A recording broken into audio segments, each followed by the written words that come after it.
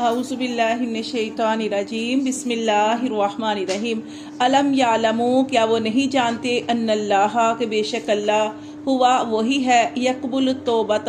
کہ وہ قبول کرتا ہے توبہ ان عبادہ اپنے بندوں سے ویاخذ الصدقات اور وہ لیتا ہے صدقات کو وان اللہ اور بے شک اللہ هو التواب الرحیم وہ بڑا ہی توبہ قبول کرنے والا رحم کرنے والا ہے۔ تو یہ جو پیچھے ہم پڑھے ہیں نا کہ آپ صلی اللہ علیہ وسلم کو اللہ تعالیٰ نے فرمایا کہ آپ ان سے صدقات بھی لے لیں، ان کو ستھرا کریں، تو یہ بھی کہ دعائے خیر کرنا۔ تو یہاں پہ بھی اللہ تعالیٰ فرماتے کہ کیا وہ نہیں جانتے کہ بے شک اللہ ہی ہے جو توبہ قبول کرتا ہے اپنے بندوں کی، وہ تو ہر وقت منتظر ہے۔ حدیثوں میں پتہ چلتا ہے نا کہ اللہ تبارک و تعالیٰ ہر وقت منتظر ہوتے ہیں کہ جو رات کو چھپ کے گناہ کرتا ہے اللہ تعالیٰ وہ ہاتھ پھیلائے ہوتے ہیں کہ شاید یہ صبح جو ہے وہ اللہ کی طرف رجوع کر لے، اور جو سارا دن گناہوں میں گزارتا ہے اللہ تبارک و تعالیٰ اس کا بھی انتظار کرتے ہیں شاید یہ رات کی طریقے میں اللہ کی طرف آ جائے۔ تو پھر اللہ تعالیٰ فرماتے ہیں کہ وَيَأْخُذُ الصَّدَقَاتِ ان سے صدقات، یہ صدقات جو دینا ہوتا ہے اس سے بھی جو ہوتا ہے نا گناہ جو ہے وہ انسان جب اللہ کی طرف رجوع کرتا ہے تو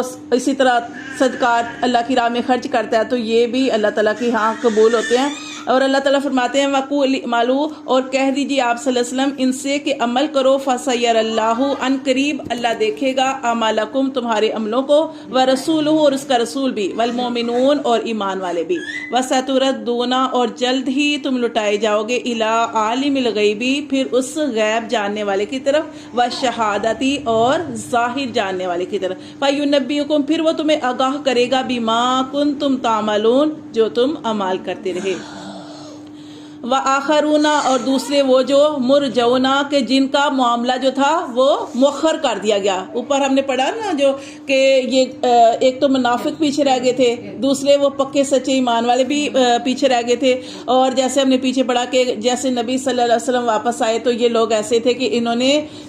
اپنے آپ کو مسجد کے ستونوں کے ساتھ باندھ لیا، اور کہ جب تک نبی صلی اللہ علیہ وسلم ہمیں نہیں کھولیں گے ہم یعنی ہم نہیں کھلیں گے، یہاں پہ بندے رہیں گے۔ پھر اللہ تعالیٰ نے ان کی توبہ قبول کی، اور یہ 3 لوگ رہ گئے تھے، یہ 3 لوگ جو تھے ان کی توبہ بہت لیٹ سے قبول ہوئی۔ یہ 50 دن کے اندر 50 دن کے بعد ان کی جو تھی وہ توبہ قبول کی گئی۔ وہ ایک بڑی لمبی حدیث مبارکہ ہے، وہ انشاءاللہ تبارک و تعالیٰ آپ کو میں سینڈ کر دوں گی اس میں۔ تو یہ ان کا معاملہ بتایا جا رہا ہے کہ یہ جو 3 رہ گئے تھے وآخرون اور وہ جو دوسرے مرجون کہ جن کا معاملہ مؤخر کر دیا گیا لامر اللہ اللہ کے حکم سے، اما یہ کہ یعذبہم کہ اللہ تعالیٰ ان کو عذاب دیتا ہے، و اما یتوب علیہم یا ان کی طرف رجوع کرتا ہے، ان کا معاملہ مؤخر کر دیا گیا۔ واللہ اور اللہ علیم حکیم اللہ تعالیٰ خوب جاننے والا خوب حکمت والا ہے۔ ٹھیک ہے، ایک بہت لمبی حدیث مبارکہ، اس میں یہ 3 لوگوں کا واقعہ انشاءاللہ تبارک و تعالیٰ میں آپ کو بتاؤں گی۔ پھر آگے ایک اور واقعہ بتایا جا رہا ہے کہ والذین اتخذوا اور وہ لوگ جنہوں نے بنائی مسجد ضرارا نقصان پہنچانے کے لیے،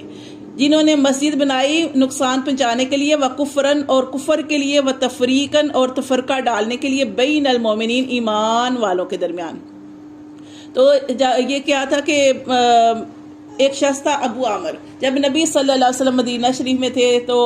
یہ شخص جو تھا یہ نبی صلی اللہ علیہ وسلم کے پاس آیا اور اس نے کہا کہ آپ کون سا دین لے کے آئے ہیں؟ تو آپ صلی اللہ علیہ وسلم نے فرمایا کہ میں دین ابراہیمی ہی لے کے آیا ہوں۔ تو وہ کہنے لگا میں بھی دین ابراہیمی پہ ہوں، لیکن آپ نے اس دین کے اندر کچھ ملا دیا۔ آپ صلی اللہ علیہ وسلم نے فرمایا کہ میں نے تو اس دین کے اندر کچھ بھی نہیں ملایا۔ پھر وہ شخص کہنے لگا کہ ٹھیک ہے، ہم میں جو جھوٹ ہے وہ مسافرت کی حالت میں مرے اور بے کس مرے،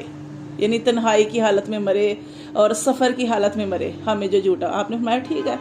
تو پھر کیا ہوا کہ پھر اسی طرح جب غزوہ احد ہوا تو اس وقت بھی اس شخص نے نا، اس کا نام تھا ابو عامر، یہ راہب تھا، یہ نصاری راہب تھا۔ تو اس نے کیا کیا کہ یہ غزوہ احد کے اندر بھی اس نے نبی صلی اللہ علیہ وسلم سے کہا کہ جہاں بھی کوئی بھی جو بھی آپ کے خلاف ہوگا نا تو میں ہمیشہ آپ کے خلاف آپ سے لڑائی کرتا رہوں گا، ٹھیک ہے۔ تو اس طرح کا اس نے معاملہ کیا، اور ایسا ہی معاملہ وہ کرتا رہا غزوہ حنین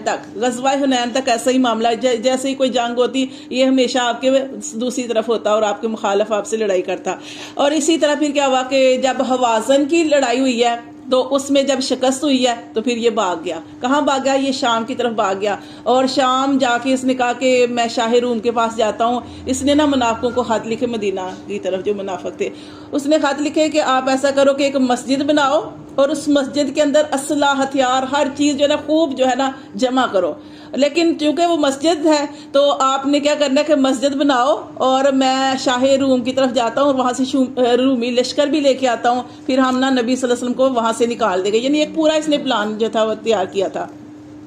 اب کیا ہوا کہ نبی صلی اللہ علیہ وسلم غزوہ تبوک کے لیے ابھی نکل رہے تھے تو انہوں نے مسجد بنا لی منافقوں نے, جو مجھے اس مسجد کا نام بھی مسجد زرار ہے. ہاں ٹھیک ہے, یعنی نقصان پہنچانے والی. ان کی نیت ہی ٹھیک نہیں تھی, انہوں نے یہ مسجد بنائی. جب یہ مسجد بنائی تو یہ نبی صلی اللہ علیہ وسلم سے کہنے لگے کہ اللہ کے رسول آپ نا, ہم نے یہ مسجد اس لیے بنائی ہے کہ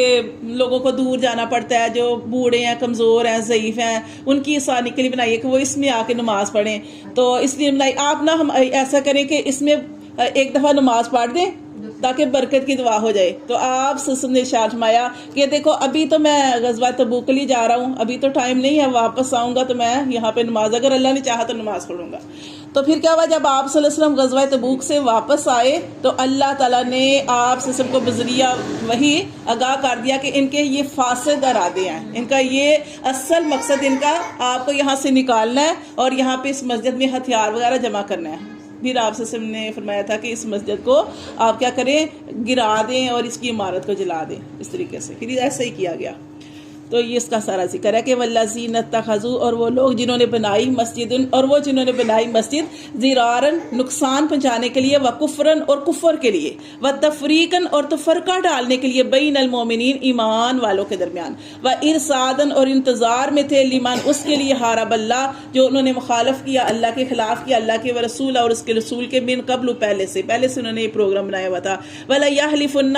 والی یحلفن, اور کیا کریں گے, آپ نے پڑھا نا کہ منافق کیا کرتے ہیں, قسمیں کھاتے ہیں. اللہ فرماتے ہیں واللہ یحلفن, اور ضرور وہ قسمیں کھائیں گے یہ مسجد کو بنانے کے بعد, ان ارادنا کہ ہم نے تو ارادہ نہیں کیا, الا الحسنى مگر بلائی کا, ہم نے تو اس لیے بنائی کہ جو جن کو نزدیک بوڑھے ضعیف لوگ ہیں وہ یہاں پہ آ کے آسانی سے نماز پڑھ لیں, آپ کی مسجد دور ہے, تو یہ اس لیے ہمارا یہ مقصد تھا. اللہ فرماتے ہیں واللہ یشہد, اللہ گواہ ہے, انہم بے شک وہ, لکاذبون کہ بے شک وہ جھوٹے ہیں. پھر اللہ تعالیٰ نے اپنے نبی صلی اللہ علیہ وسلم سے ارشاد فرمایا کہ لا تقم, نہ آپ کھڑے ہوں, فیہ اس میں,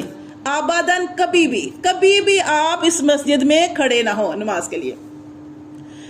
لمسجد, البتہ مسجد, اسسا جس کی بنیاد رکھی گئی, التقوی تقوی پر, یعنی وہ کون سی مسجد تھی, مسجد قباء. آپ نے فرمایا کہ وہ جس کی بنیاد رکھی گئی تقوی پر, من اول یومن پہلے ہی دن سے, احق وہ زیادہ حق رکھتی ہے, ان تقوم فی کہ آپ صلی اللہ علیہ وسلم اس میں کھڑے ہوں, فیہ رجال اس میں ایسے مرد ہیں, یحبون جو چاہتے ہیں, پسند کرتے ہیں, ان یطہروا کہ وہ پاکیزہ رہیں, واللہ اور اللہ یحب المطہرین اور اللہ تعالیٰ پاک صاف رہنے والوں کو پسند کرتا ہے. افمن اسسا, اور وہ جو جس کی بنیاد رکھی گئی, بنیانہ اس عمارت کی, التقوی تقوی پر, من اللہ اللہ کے لیے, اللہ کی رضا کے لیے, ورضوان اور اللہ کی رضا مندی کے لیے, خیر وہ بہتر ہے, امن اسسا یا وہ جو جس کی بنیاد رکھی گئی, بنیانہ علی شفا جرف ہارن کہ ایسی کھائی کے کنارے پر کہ وہ گرنے والی ہے, ہارن یہ کھوکھلی ہے اور گرنے والی ہے, فنہار بہ فی نار جہنم, بس وہ گر پڑی اس کو لے کر جہنم کی آگ میں. یعنی ان کی نیت ہی صحیح نہیں تھی. تو اللہ فرماتے ہیں کہ گویا اس کی مثال ایسے ہے کہ وہ گر پڑے ساتھ اس کو جہنم میں لے کر, واللہ اور اللہ لا یہدی القوم الظالمین, اللہ تعالیٰ ظالم لوگوں کو کبھی بھی ہدایت نہیں دیتا. لا یزالو ہمیشہ رہیں گے, بنیانہم الذی اس عمارت کے بارے میں, وہ جو بناؤ, ریبتن جو انہوں نے بنائی, جو عمارت انہوں نے بنائی, ریبتن شک میں رہیں گے, فی قلوبہم ان کے دل, الا مگر, ان تقطع یہ کہ ٹکڑے ٹکڑے ہو جائیں, قلوبہم ان کے دل, واللہ اور اللہ علیم حکیم, اللہ خوب جاننے والا حکمت والا.